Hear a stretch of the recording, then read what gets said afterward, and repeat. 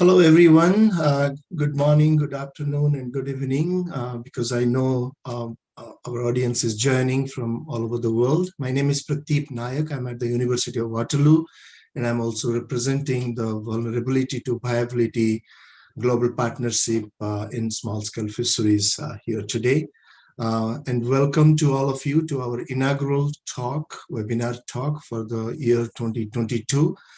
I would first introduce our global partnership, and I would also introduce the thematic webinar series.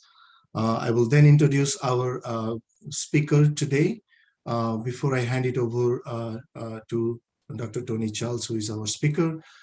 So a few lines about the B2B Global Partnership first. The B2B Global Partnership is a transdisciplinary research and knowledge network with over 100 members from Africa, Asia, Canada, and internationally.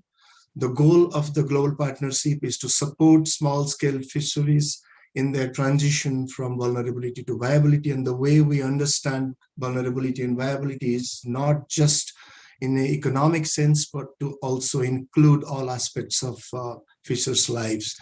And that pertains to political, cultural, institutional, and environmental aspects of their lives.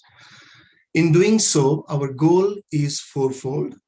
First is to create or co-create and co-produce the knowledge that is required to make this transition from vulnerability to viability possible. Second is to create a repository of this knowledge that can then be used by all collaborative partners. Third is to develop the required transdisciplinary capacity so that all can engage effectively in this process of the transition. The fourth is to synthesize and integrate the knowledge so that it can be applied to possible governance and policy mechanisms. The B2B Global Partnership aims to identify the diverse factors and conditions contributing to the vulnerability of small-scale fisheries and engage collaboratively with small-scale fisheries communities and other key NGO, government, and university partners to ensure small-scale fisheries viability. We are conducting transdisciplinary community-engaged research in 6 countries in Asia. That includes Bangladesh, India, Indonesia, Japan, Malaysia, and Thailand, and 6 countries in Africa that includes Ghana, Malawi, Nigeria, Senegal, South Africa, and Tanzania.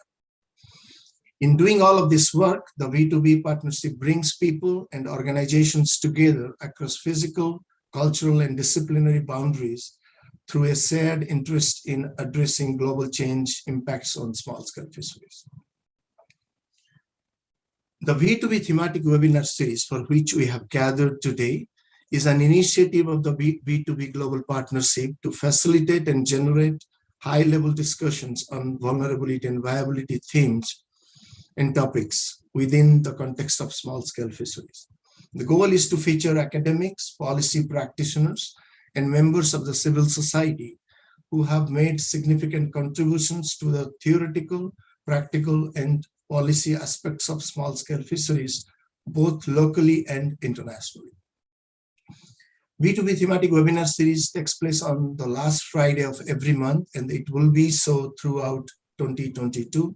The series is available internationally through live streaming on YouTube, details regarding which you can find on our website, that is www.b2bglobalpartnership.org. Today's seminar is the inaugural talk in the series of B2B thematic webinars planned for the year 2022, and it is my privilege to introduce Dr. Anthony Charles as our distinguished speaker. Dr. Charles is a professor in the School of Environment and Sobey School of Business at St. Mary's University in Canada.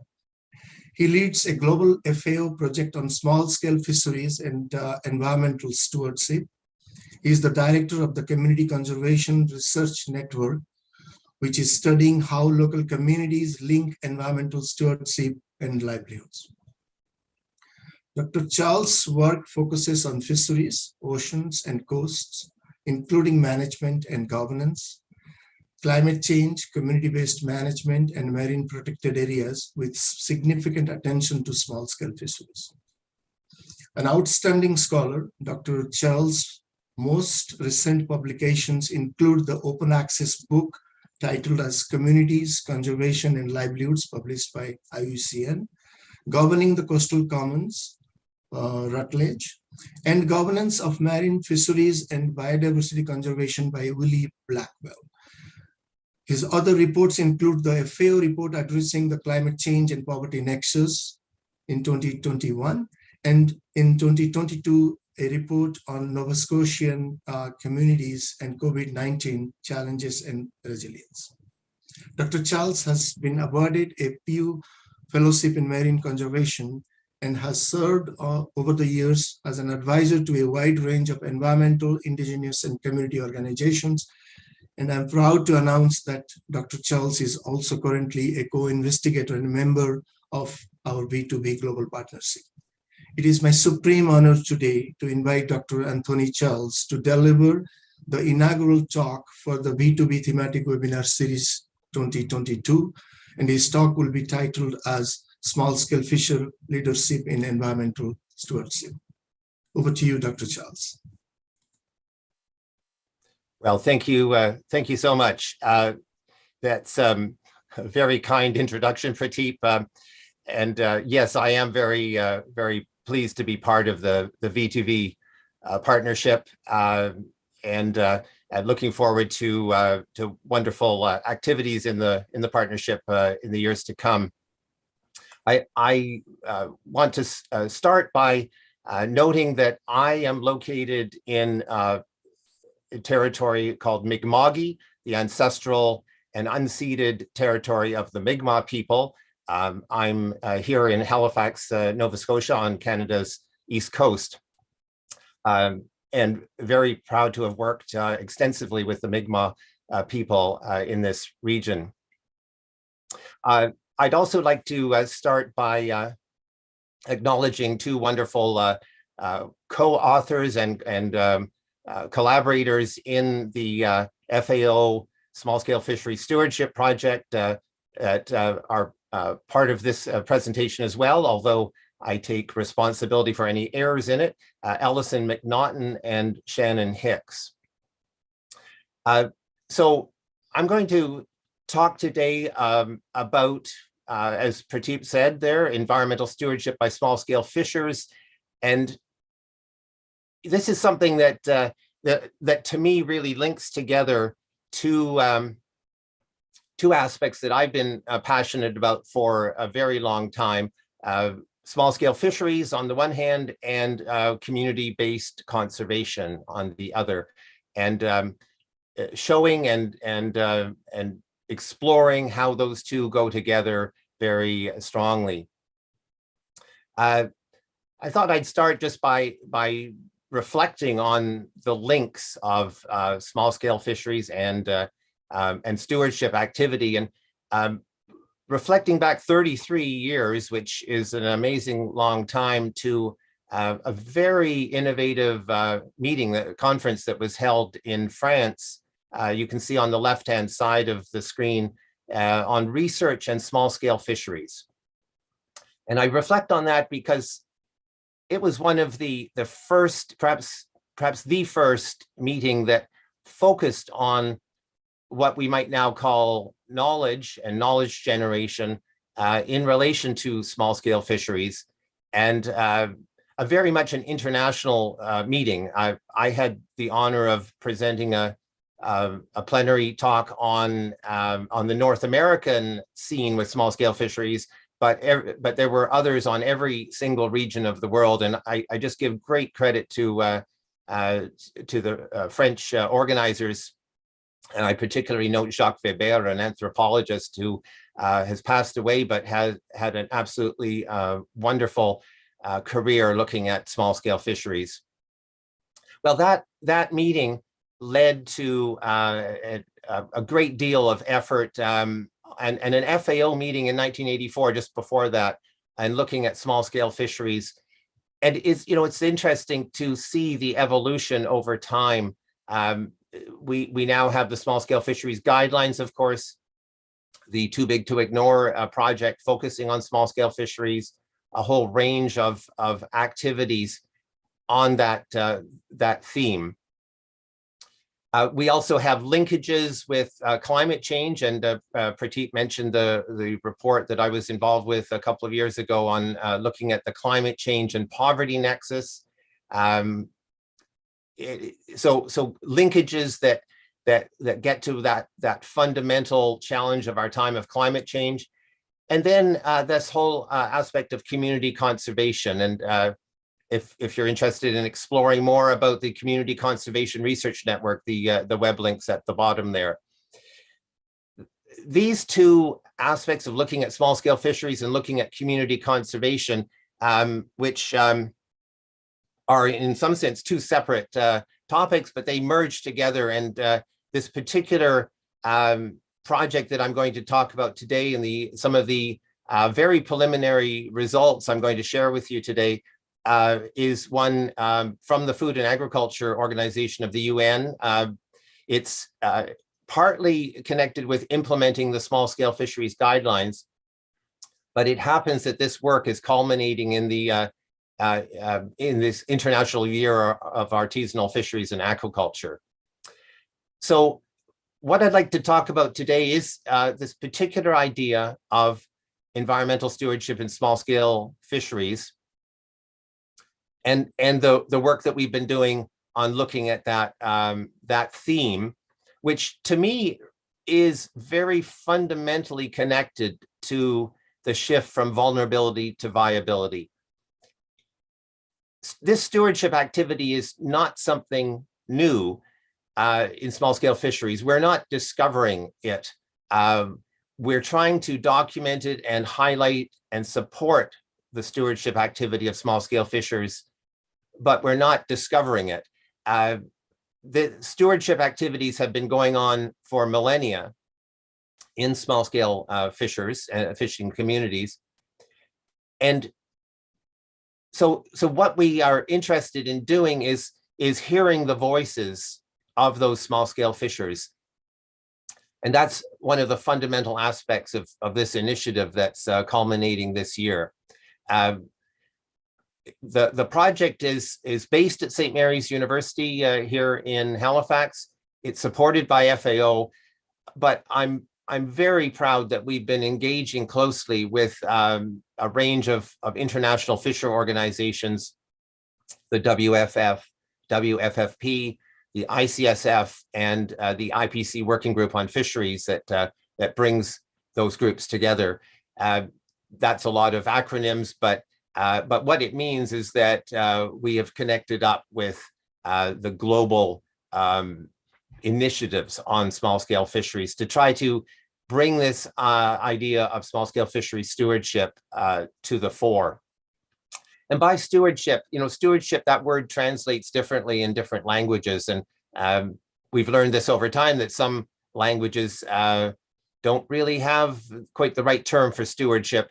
The way that we're looking at it as somewhat similar to conservation. So we usually spell out the full number of words of environmental conservation and stewardship, which tends to translate a little more smoothly into at least many languages. So some people, those who come maybe from a fisheries background, would often be familiar with talking about fishery conservation. And stewardship we're thinking of somewhat similarly, although I think what, from a V2V point of view, what really resonates is how much we've been finding from the voices of fishing communities around the world, how much the conservation activities link to livelihoods and link to empowerment and involvement in governance activities by the small scale fishers. So that's a theme that we've been finding as we go along. Now, I just wanted to start by giving you an idea of the website that you'll see advertised throughout the talk here. But I want to particularly note that that the website has a translation capability into multiple languages. And so the whole website translates, and we find that helpful for especially for the capability of people to actually submit information from their fishing communities directly in their home language. So there's multiple languages. There is a webinar that we held previously that can be viewed on the site. And what I really want to start off focusing on today is a range of examples of small-scale fishery stewardship that we've seen from around the world. And I want to do that to start off with some voices from fishers. So we have a number of different sources for the experiences that we've been compiling, but the one in particular I'm going to talk about today was an open survey that we've been carrying out for the last few years, and in fact, which is still open if anyone's working with a small-scale fishing community or fisher organization that might be interested in sharing stewardship experiences. The survey is still open and available. And we've had submissions, about 45 in all, from around the world. The pictures you see here are some of the examples of that, and I'm going to go through a few of these, particularly so I can share some of the voices, some quotes from the submissions. And this was all self-selecting, so we received submissions from those who were interested in particular and had the time, I must say, because it does take time to do this sort of thing, the time to share their stories. Just to give you an idea of who took part in our survey, this shows again it's an actual survey question, was what affiliations do the people submitting or sharing their stories have. And you know, we did have a restriction that people had to be connected, had to be with a small-scale fisher organization or living in a small-scale fishing community or representing such a community.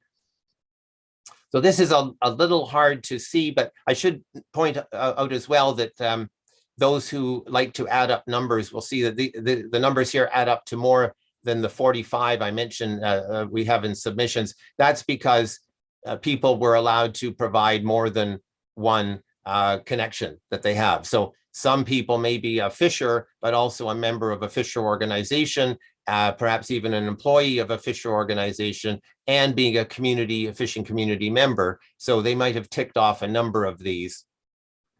But this just gives some idea that we had many from fisher organizations, fishers and fish workers and employees of fisher organizations. We also had many from community members and local organizations. We did have quite a few that also had a connection to an NGO of various sorts or a civil society organization. We even had, as you can see on the right-hand side, one person who was with government as well as being in a fishing community. So we had a range of respondents, and I'd just like to share a few stories with you at this point. And pardon me, I'm going to look at some notes because I don't want to get the quotations wrong here. So in Hawaii, in the United States, the local fisher organization pushed successfully for a law that empowered native Hawaiian community fishery groups to co-manage their subsistence fisheries using traditional and customary practices. And that's led to successful community-based fishery management. The person providing this experience, Kevin Chang, pointed out, quote, "An ultimate goal is to restore, protect, and bolster native Hawaiian place-based practice and knowledge with a renewed sense of empowerment, careful stewardship, and sense of community returned to a place," unquote. So this is an indigenous organization, indigenous Hawaiians, and really a very inspiring story. And you'll see as I go along here, some others that also have that experience of empowerment. That's a major force in the conservation and stewardship activities. If we turn to Uganda, Lake Albert and Lake Victoria area, the Uganda Fisheries and Fish Conservation Association is supporting co-management. You'll hear that term co-management, but also capacity building, training, and community empowerment, leading to sustainable fisheries and fisher livelihoods. To quote from Ceremos, who submitted this experience, more secure, less vulnerable fisherfolk have more of an ability to participate in saving fish stocks and therefore make more effective and motivated fishery managers. Strengthening their rights of access to and ownership of the resource would help rebuild and sustain the fisheries so that they contribute more to wealth creation and economic growth. So that's the scene in Uganda. In Ecuador, Guayaquil area, the Don Goyo Mangrove Community Participatory Management Board has community managed mangrove concessions and is involved in stewardship of a Ramsar site. They also have work to increase viability of local fisheries through fishery diversification. And as they note, this is Federico Coelho, quote, "This reduces pressure on over-collected red crab. The red crab represents not only the people's main subsistence activity, it is very important for the mangrove's forest health too," unquote. And we've used various times that picture on the left, which is quite striking. In Greece, the professional fishers of Lake Polyphytos in Greece, pardon my pronunciation, took part in an awareness campaign about the need to conserve crayfish. This led successfully to a voluntary ban on fishing for crayfish, as well as scientific studies that improved management capacity. Local fishers are well aware of how sensitive crayfish are to water quality changes and overharvesting, and the need to protect and manage to ensure the future. So to quote from the submitter there, Mr. Koletos, "It has become clear that with increased local awareness, fishers understand and largely support the closure period and have an interest in ensuring crayfish populations are managed sustainably," unquote. In Comoros, the Iconi Fishermen's Cooperative worked to protect the local coral reef, raising awareness to fishers and coastal residents about the damage caused by toxins, dynamite, and fine mesh mosquito nets. And third, they showed the impacts of sand and coral harvesting and dumping of waste at sea. Today, the report is that sand and coral harvesting is largely stopped, harmful gear use is much less, and beach cleanups reduce the garbage. So to quote Ismail, "The coastal environment has a much better chance of recovery now that it has protection.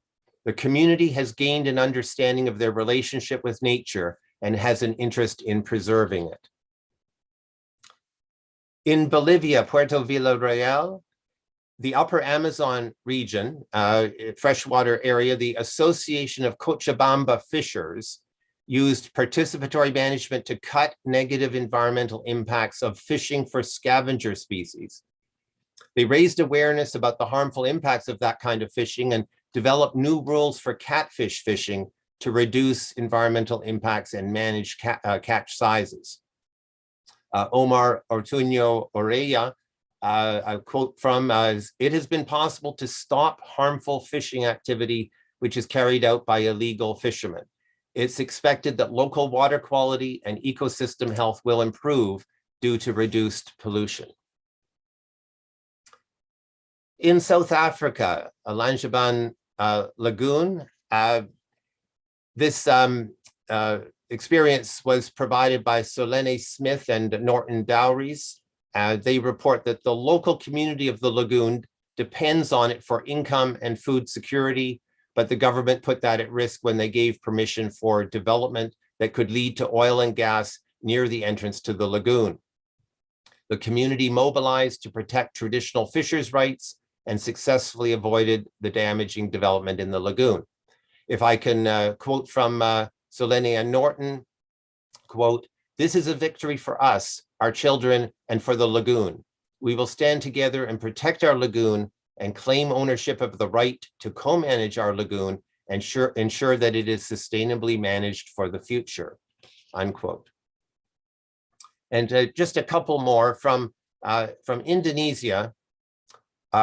Uwedekan village in central Indonesia drew on its traditional practices and local wisdom to build sustainable resource management with the help of a local organization.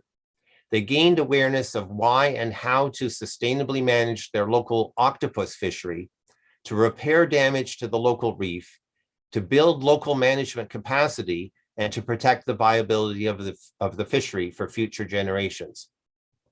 So to quote from Krista Palpeno, "The fishing community formed a management team to protect their marine area. Fishermen began to understand how important it is to use selective fishing gear. Data collection is an essential basis for managing coral reefs and help to ensure sustainability," unquote. And one final example, this from a developed country area of France, set in the south coast of France. Tuna fishers partnered with NGOs and research organizations in a small scale, I must say small scale in French terms, fishery where they wanted to reduce the bycatch in tuna harvesting. Their conservation actions were recognized when the fishery became the first in the world to get double certified for sustainability by a public eco-label Pêche Durable and by the Marine Stewardship Council. This has strengthened the local fisher commitment to these sustainable practices. And to quote from Bertrand Wedling, "This has been important for protecting the marine environment itself and local sensitive species, as well, of course, for the livelihood sustainability of fishermen themselves. Local fishers have an increased sense of responsibility and guardianship to the resource," unquote. So that's quite a few examples, but there are dozens more that we've put in an online resource and that we'll be using to analyze as we move ahead over time to look at some of the factors that have led to success or that are barriers to success in a whole range of cases.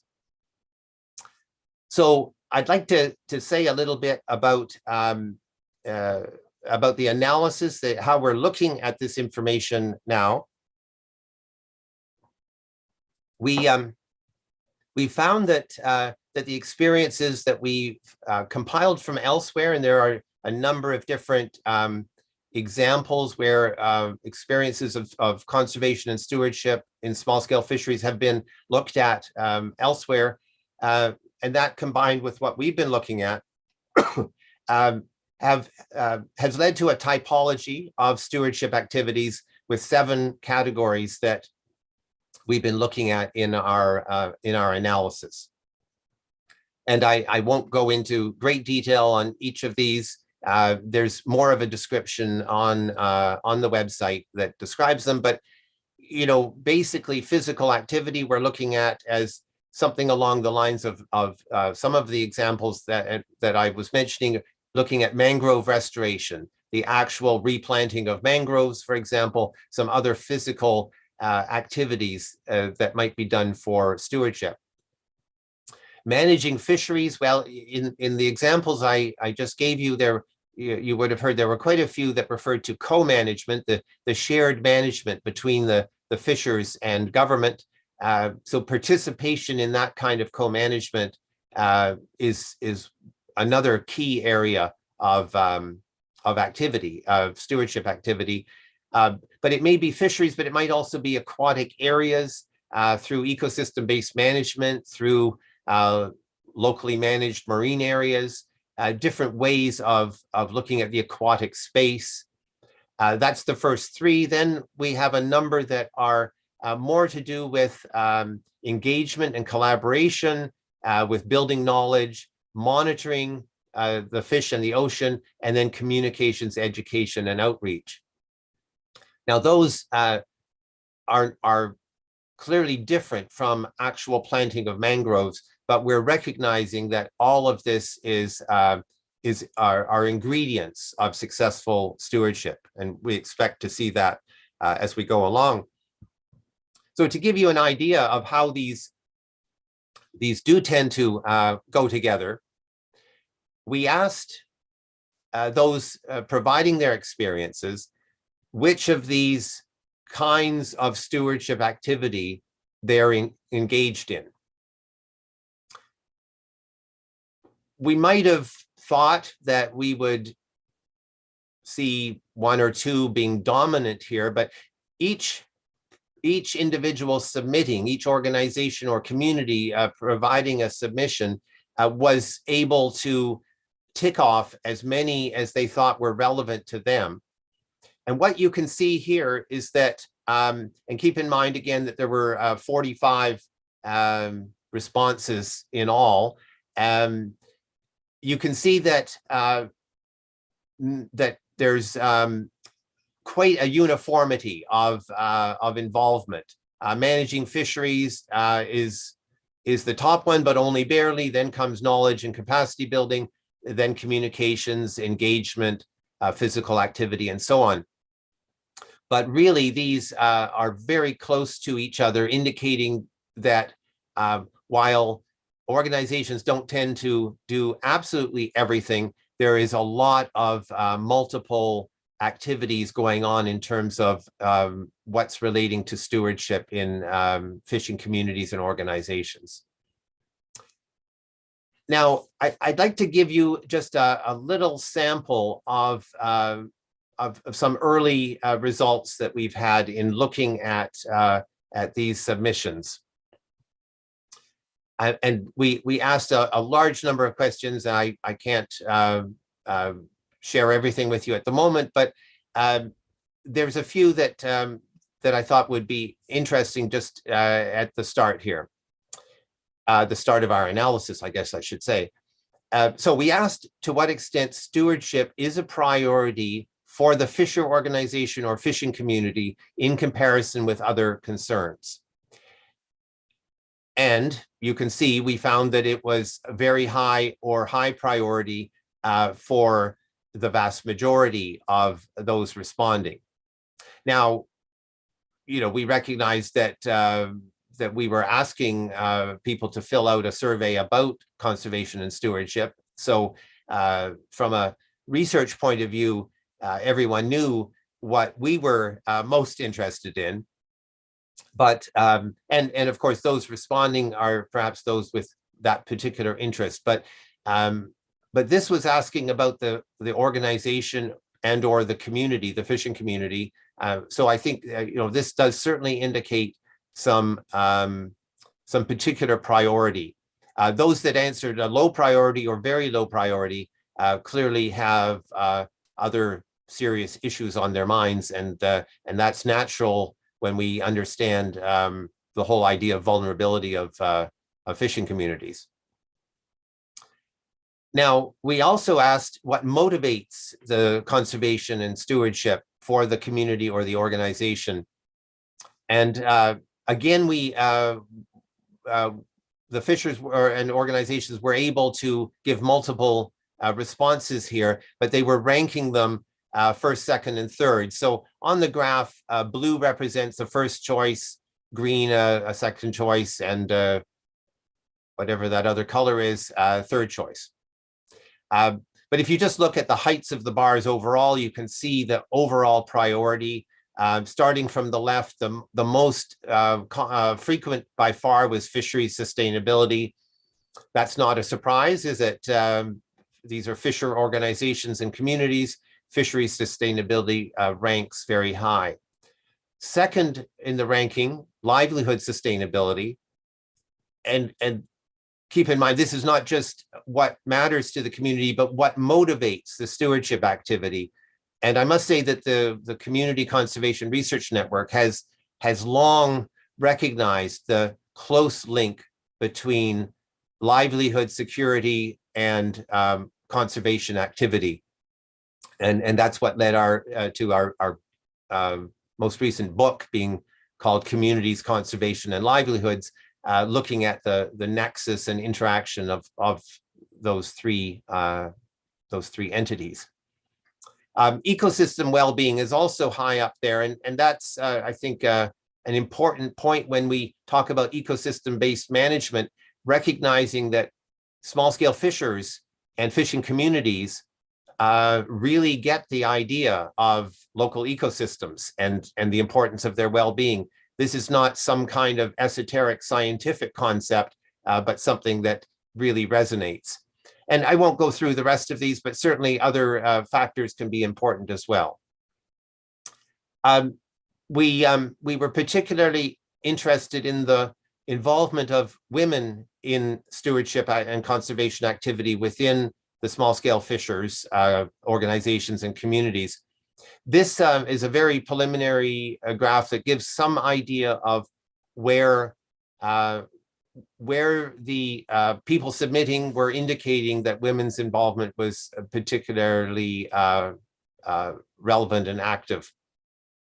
So on the left, the most frequent was in the realm of participation and implementation of the stewardship activity.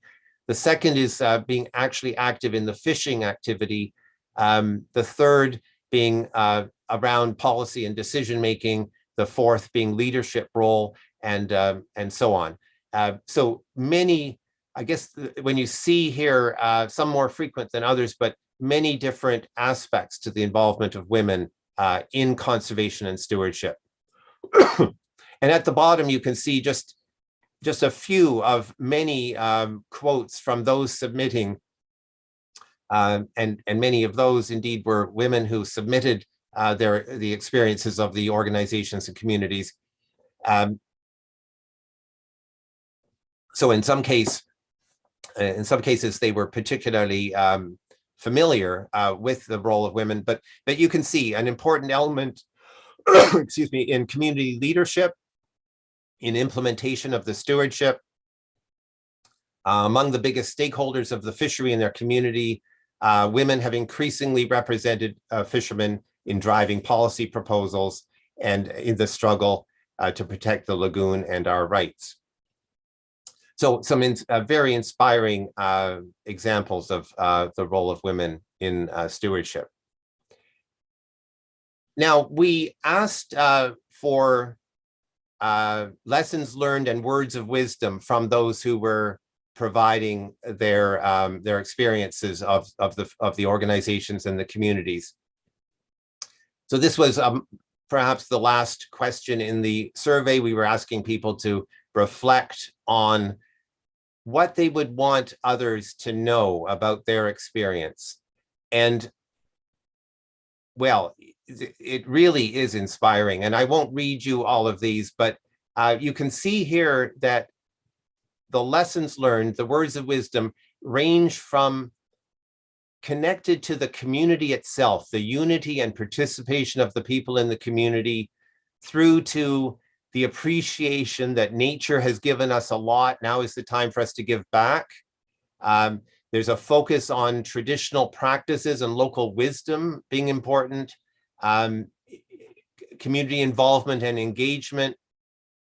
And the last I'll note from Herman Kumara, a major leader in the small-scale fisheries area and located in Sri Lanka. Youth are the future of the country. Utilize the potential in them.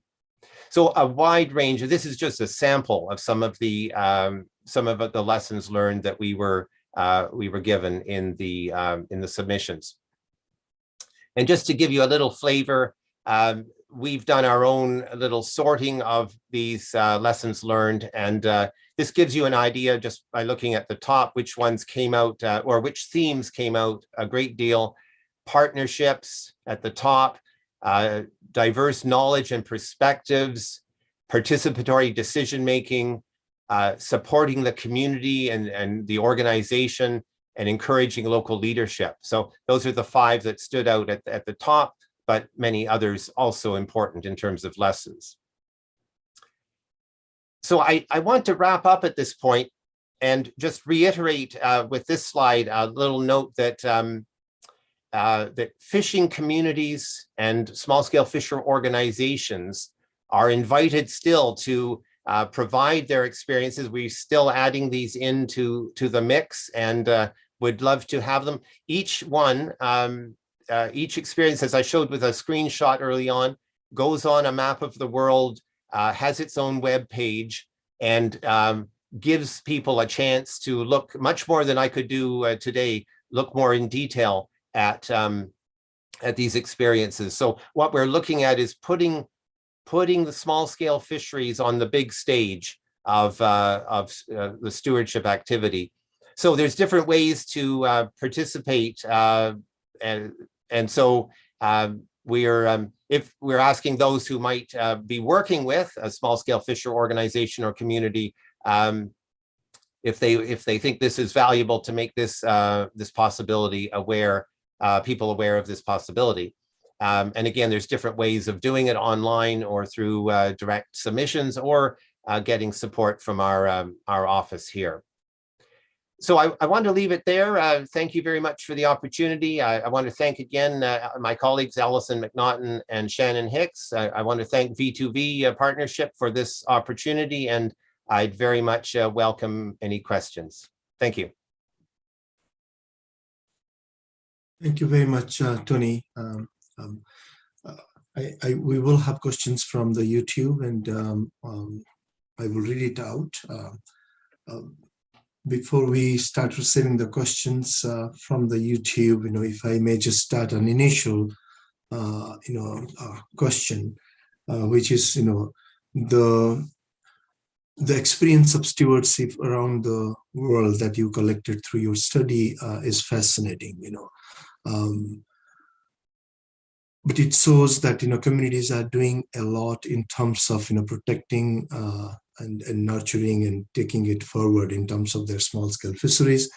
How are these communities' stewardship initiatives kind of linked to what is happening around the world in terms of major drivers of impact and influence, and how it shapes the stewardship at a very local community level? Well, yeah, very good point, Prateep. And first of all, I should point out that not all of the submissions are success stories, and although the ones I was describing today were more of that sort, they're all initiatives on stewardship and conservation, but some of them have considerable challenges, and in those challenges, I think, are some of those big drivers of concern for small-scale fisheries. And the whole range of those concerns. So one of them is governance. Not everybody is supportive necessarily at a government level of the stewardship going on in small-scale fisheries. As I started out today, the stewardship has been going on in some cases for many centuries, but not always at all with government support. So the whole aspect of governance is one of those drivers that comes in. But then, there's also globalization, economic impacts that come into affecting the well-being, obviously, of small-scale fisheries, and that's going to affect their capability to carry out stewardship. Even though the conservation and stewardship is well understood by the small-scale fishers as being in their own interest, when you're hit with economic impacts, that can affect the capability. And then finally, I just want to say that many of our submissions, and many that we've also seen in the Community Conservation Research Network, have climate change as a serious driver, an impact that's hitting people, and so we don't want to be naive in thinking that initiatives at a local level will solve economic globalization, governance, and climate change. What we do see, I think, is that fishers are doing what they can within the constraints that they're being faced with. And, part of this initiative, the way I look at this initiative is to highlight where others, it might be university researchers, or it could be national governments, could do more to support the stewardship activity. So that stewardship activity sometimes is simply a matter of engaging small-scale fishers in the management and governance processes.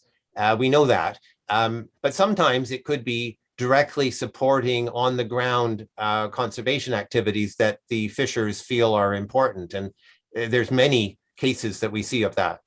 Yeah, and that is probably the reason why there is a lot of people who responded to communication, knowledge, and collaborations and all of those kind of things to address the dynamics, and the dynamic aspect of stewardship.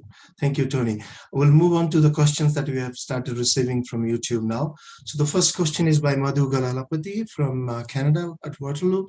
Madhu is asking, I was wondering if you could reflect on what all of these discussions mean from a gender lens perspective. And especially she's asking, what do we know about women's engagement in leadership and collective action? What spaces seem to work? What are some of the key issues, and any thoughts in general would be appreciated. Well, yeah, very good point. And the slide I was showing on the role of women that we've been hearing from the submissions, I think reflects the diversity of that involvement. But it doesn't necessarily indicate universal involvement. So we were seeing in the results that, and again, keeping in mind that this is a self-selecting set of submissions that came from people that wanted to share their stewardship experiences. So, it would be very different if this were soliciting experiences with respect to gender differences or the role of women, let's say, but it was specifically about stewardship.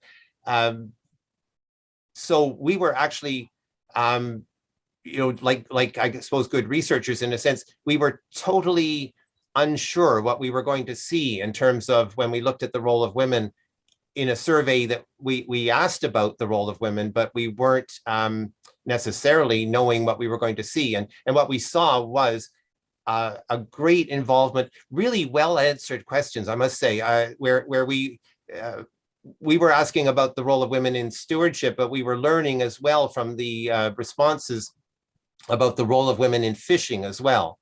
And as many of you would know, that's a topic that's been understudied over decades. I mean, it's a bit more now than it used to be, but the actual role of women in fishing activity, it's still not as much looked at as it should be. So we've been actually finding something indirectly about that through the submissions. And I must say also in the Community Conservation Research Network's community stories, there's quite a bit about gender aspects as well. Thank you for that answer. The next question is by Erwin Prayogi from Indonesia. Erwin is asking how to start or make local wisdom of indigenous people relevant for campaigning their stewardship to government and society, at least to inform the youth, the younger generation. Yes, well, that's a wonderful point. First of all, yes, similarly to the role of women in conservation and stewardship, we asked about traditional knowledge and traditional practices of stewardship, and then we were very impressed with what we were seeing in the results. I only shared with you a few sort of particular stories from different parts of the world that had an element of traditional knowledge in it. My engagement with Indigenous nations in Canada has a lot to do with the knowledge aspect, the traditional knowledge in particular. And so that's a very fundamental point. we in the results we've been getting so far, I would say that we have quite a range of conservation and stewardship scenarios. One of them is, as I mentioned a moment ago, participation in co-management. So the actual capability and empowerment of fishing communities to take part in governmental-led co-management. On the other hand, there's quite a batch of cases that are much more self-produced in the fishing community or the fisher organization, that has to do with using traditional knowledge, using local wisdom. Many cases like that. The Hawaii example I gave earlier on, some cases also from Indonesia as well, and elsewhere, Bolivia, many locations where the local and the fisher knowledge and the indigenous knowledge is crucial. Thanks again, Tony. The next question is from Sylvia Salas from Merida, Mexico. Did it come into the responses, the challenges associated with COVID, or COVID challenges, did it come in your responses? Are the new conditions changed? Have the new conditions changed the arrangements in the communities and the way to approach conservation initiatives? Well, thank you, Sylvia. Yeah, that's in this time of the pandemic, that is, of course, an excellent question. And it did come up. We kind of in some of our invitation to take part in the survey, when we were directly contacting different organizations, we were apologizing for this being in a time of COVID, and recognizing that there are many different imperatives going on at the moment, and there's danger out there. Of course, there's all sorts of health issues, but the actual responses we received generally were not emphasizing the pandemic. Even though they mostly have been coming in during the pandemic. So I can't really speculate on why that was. I might just think that it was an opportunity to focus on something else. Hard to tell, but the inspiring stories that came in, I can only hope that the people who were sending them in were somehow enjoying writing them down, getting them to us, and now seeing them on a web page highlighted around the world. I hope that brought some relief. Mm-hmm. Yeah. Our next question is from Ana Carolina Diaz from Waterloo. Anna is asking, gender and partnership seems to be relevant emerging themes in small-scale fisheries. How do you envision the integration between those two? That means gender and partnership. How do you see women playing a role in moving forward? I think in relation to stewardship efforts around the and connected with partnerships broadly. Yes. Well, yeah, very good point. One of our, a set of submissions that we received were from Thailand, and they were facilitated by a wonderful woman with a kind of umbrella organization that works with fishers sort of more on the ground in a sense. And so we had some submission from the central office, so to speak, but also from small communities as well. And to me, that's in terms of partnerships. I mean, I'm not, I don't claim to be an expert on the Thai situation, but I think what that demonstrates is a very strong partnership that involves men and women, but has a gender aspect to it that that I've seen her, the lead person, present in many different ways, because it's really a shining example, I think, of the partnership aspect within a country. But the gender aspect also from a research point of view, if I could, kind of look at that aspect as well. I think there's increasing sense that of a need for more partnership on that, on gender. And I've got to say, there's a wonderful listserv on gender and fisheries. Merrill Williams is who's formerly head of the World Fish Center some time ago, but Merrill Williams has been a driving force on bringing gender to the forefront in small-scale fisheries, and the gender listserv, I think, is a shining example of a kind of informal partnership, bringing things together that way. Alida Bandi from Canada. Alida is asking, you have collected a very rich database.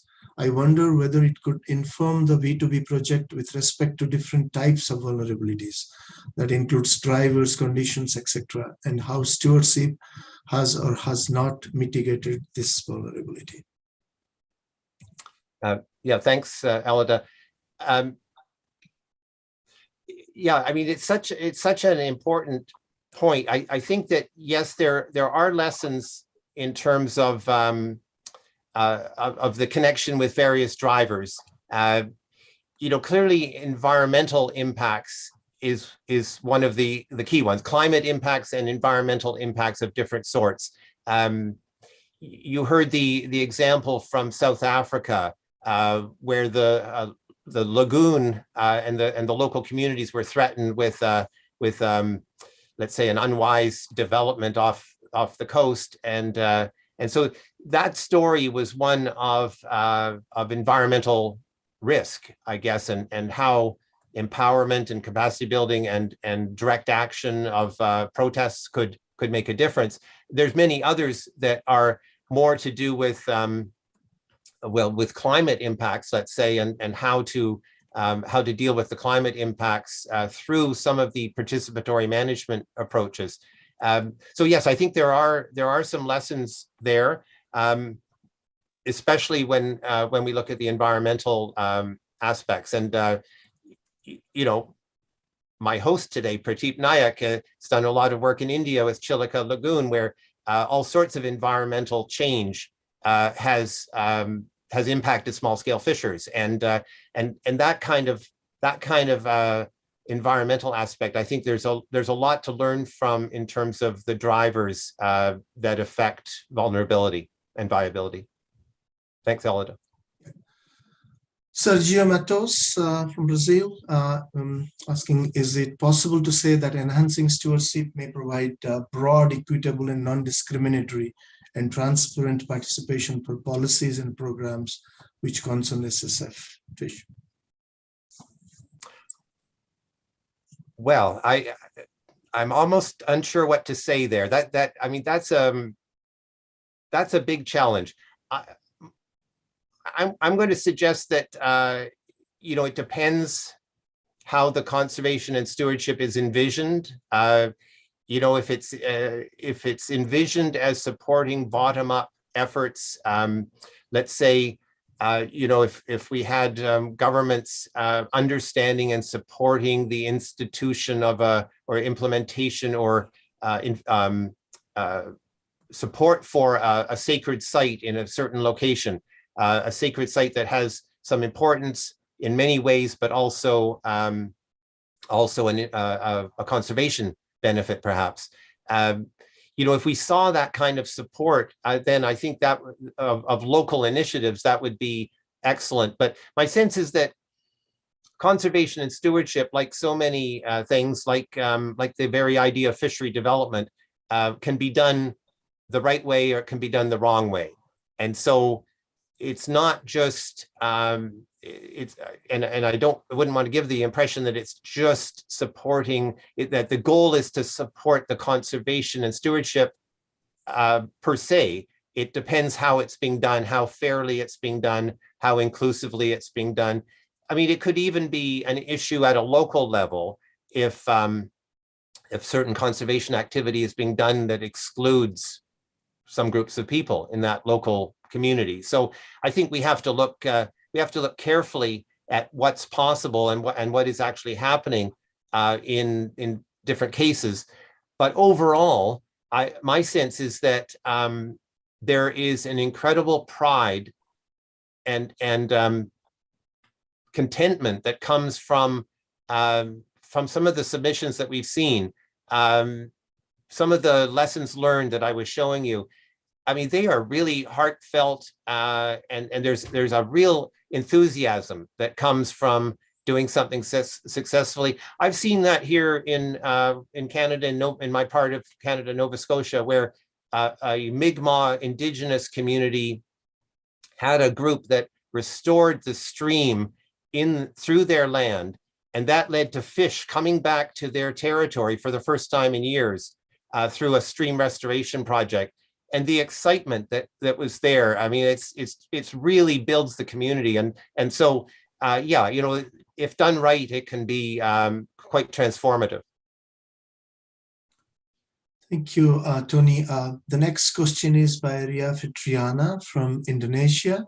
And Ria is asking how to empower the representatives of small-scale fisheries in a co-management arrangement, because co-management should also involve many stakeholders, which cause imbalance of power. You know. Yes. Well, that's a great question, and one that I think that's fundamental. It's a fundamental point that relates to the small-scale fisheries guidelines of the we're not supposed to call them the FAO small-scale fisheries guidelines, because FAO points out that they're the world's small-scale fisheries guidelines. So anyway, the guidelines really gets at some of those points about not specifically co-management, but how to do this kind of governance aspect in an inclusive way. And the you know, there's been a couple of questions I mentioned about earlier about the role of women. A couple of points about gender have come up. The gender roles within a community and how co-management structured, the ethnic roles of how inclusive you are in structuring co-management is a big deal. I've for a long time looked at co-management as broadly as community-based co-management, or what I call sector-based co-management, which is more to do with parts of the fishery, parts of the different fishing fleets and so on, having their own groups of co-management. And that tends to be how it's done here in Canada, except when it comes to our Indigenous communities, where it tends to be more community-based co-management.